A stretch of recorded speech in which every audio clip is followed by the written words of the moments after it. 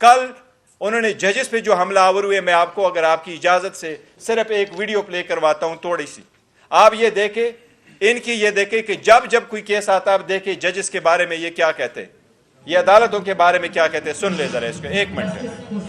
عمران خان کو کہا کہ سڑکوں پہ کیا مارے میرے پاس لے کے پٹیشن میں سنوں. مانیٹرنگ جج لگایا گیا، وہ اس مقدمے کے لیے لگایا تھا، لیکن لگتا ہے کہ وہ تاحیات مانیٹرنگ جج لگ گئے ہمارے. تحریک انصاف سپریم کورٹ کی رجسٹری میں درخواست لے کر گئی. چھٹی کے دن رات کو رجسٹرار گھر سے بھاگا آیا. اس نے کہا جی پٹیشن کدھر ہے؟ تحریک انصاف کے لوگوں نے کہا کہ پٹیشن تو ابھی تیار نہیں ہوئی. اس نے کہا ہم یہاں بیٹھے ہیں، آپ پٹیشن تیار کریں. اسی عدالت نے صداقت اور امانت کا سرٹیفکیٹ دیا. کہاں ہے آج وہ صداقت اور امانت کا سرٹیفکیٹ دینے والا؟ چہرہ دکھانے کے قابل نہیں ہے کسی کو.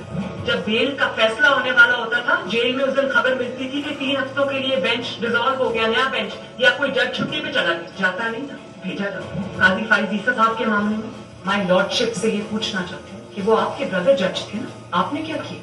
تو جسٹس عظمت سعید صاحب جو ہے، ان کو کون نہیں جانتا کہ کتنی انہوں نے نیک نامی کمائی تھی، اور انہوں نے جس طرح سے پرسنلی ذاتی طور پہ اثر انداز ہو کر انہوں نے جے آئی ٹی بنوائی.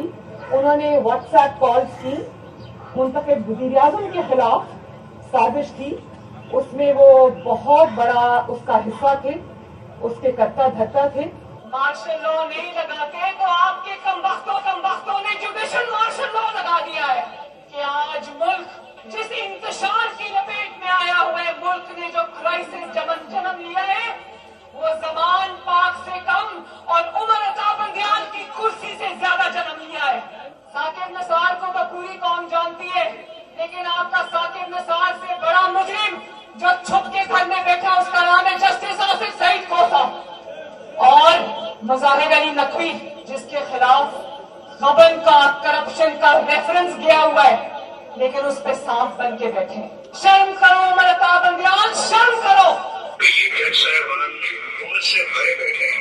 جنہوں نے احتساب کو انتقام بنایا، اس احتساب کا بھی احتساب ہوگا. وہ کون سے لوگ ہیں بھائی نواز شریف کو جنہوں نے نائن کیا ہے؟ ان کا حساب ہونا چاہیے یا نہیں ہونا چاہیے؟ منصفوں سے جنہوں نے ناانصافی کی، اور جب سوال پوچھا جائے تو توہین عدالت کے پیچھے چھپ جائے. ہمارے خلاف اس طرح کے فیصلے نہیں، اور ہم سر تسلیم کام کر رہے ہیں.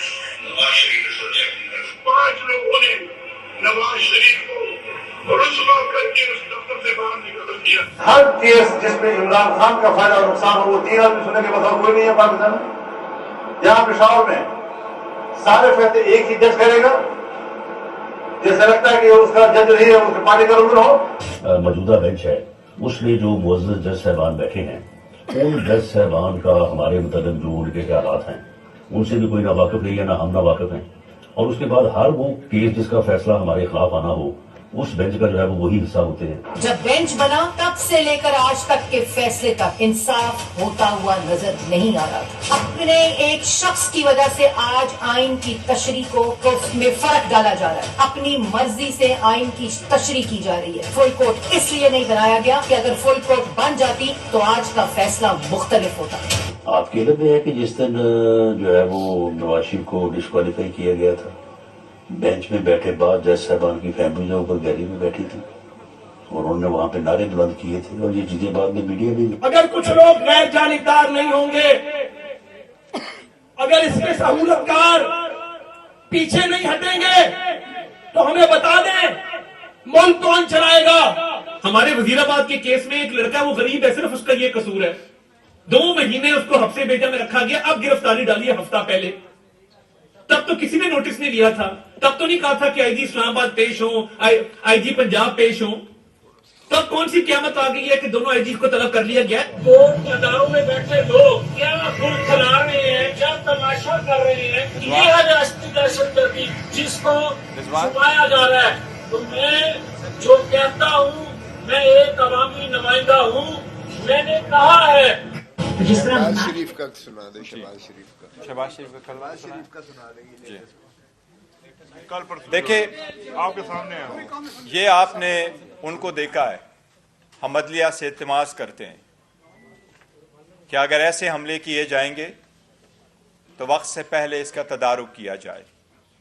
تدارک نہیں ہوگی, الیکشن قریب تر آتا جائے گا تو عوام کس طرف چل پڑے گی. ہماری ساری عوام سے امید درخواست ہے کہ پرامن رہے, لیکن اگر ایسے اقدامات نہ کیے گئے تو ملک کس طرف چل پڑے گا.